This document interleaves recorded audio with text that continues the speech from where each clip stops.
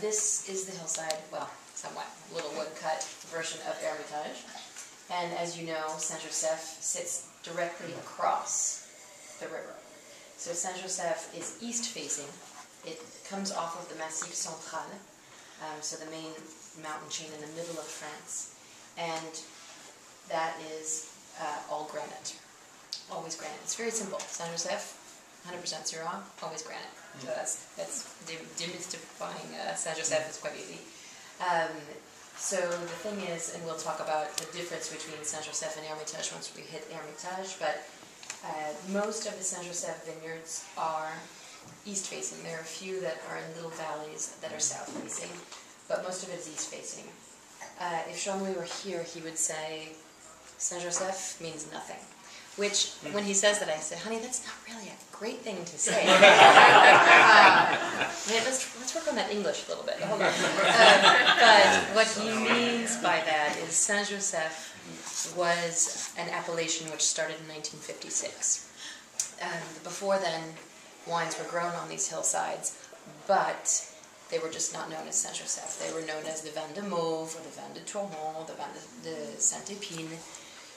But then in 1956, all those that little cluster of hillsides of Mauve, Tournon, Saint-Épine, Lens were all grouped under the heading of Saint-Joseph back in 56. But now the appellation starts where Condrieu stops, all the way, that's 65 kilometers north of us, comes down to where we are, goes all the way down to Cornas, jumps Cornas now, and keeps going south.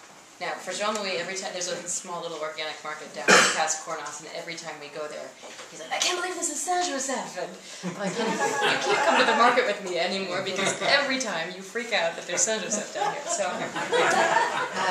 So Saint-Joseph, his goal, and we'll talk about that more in the domain, is really to be quite a purist for Saint-Joseph, and I think you'll see that more and more with these vineyards that he's been planting. So a lot coming up for us, domain-wise, and the selection with the young vines. But really, in the next, I would say, 10 years for Saint-Joseph, I think you're really going to see a lot of great things coming out of Saint-Joseph for the domain. So, as Victor had said, yes, this project did start in 1995 at the request of Kermit Lynch. Exactly, Gerard and Jean-Louis know many small producers who are apricot farmers. As you know, the Rhone Valley is the largest producer of cherries, apricots, and peaches in all of France. And these guys, they do. They have beautiful orchards. They work their vineyards perfectly. And then the juice gets into their cellar, and it's kind of either panic mode, or at that time when they should be doing something with the juice and the wine, they're out picking apricots. So that's, exactly. And what happens is, you know, at that time, what they do is they sell it off in bulk to big co-ops, and even if it's better juice, it would get lost in just the sea of juice. So that was how this whole project started, to start making offers, giving them a better price for their wine, working hand in hand with them, letting them come and taste, to actually, you know, these people had never really even seen what would happen, you know, when their wine was being made with a big co-op. So then they would, you know, see then what would happen to their wine. And, oh, that's my wine. That's fine.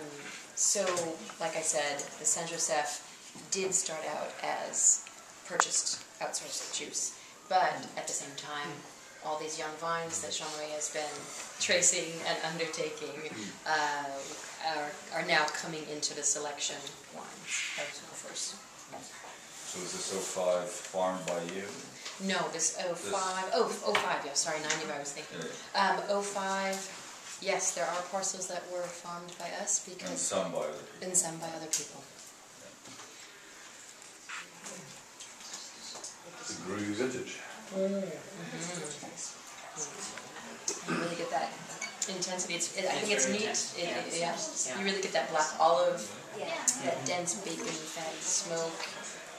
It's interesting, I think, to taste it. I understand it's different vintages, but to taste it after the Crows, and you see how flashy Crows is, and then you have Saint-Joseph, which is all about the minerality to it.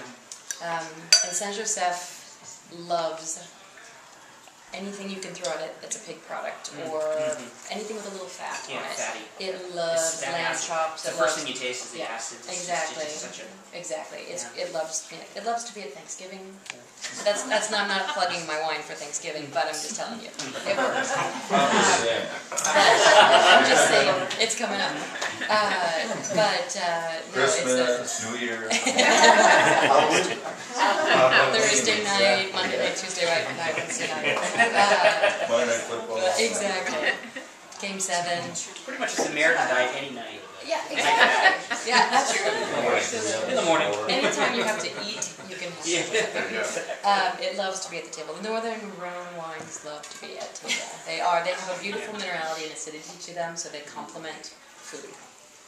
They're not there to overpower you, and, well, technically they shouldn't be there to overpower you, and the goal is to complement a steak, lamb chops, anything you can throw at it. How much time do they sit in oak, and is it They oak sit, well, it's a good question. They sit in oak, probably, so right now we're just working on bottling 2009 woofers. We're, like I said, they're not in a rush.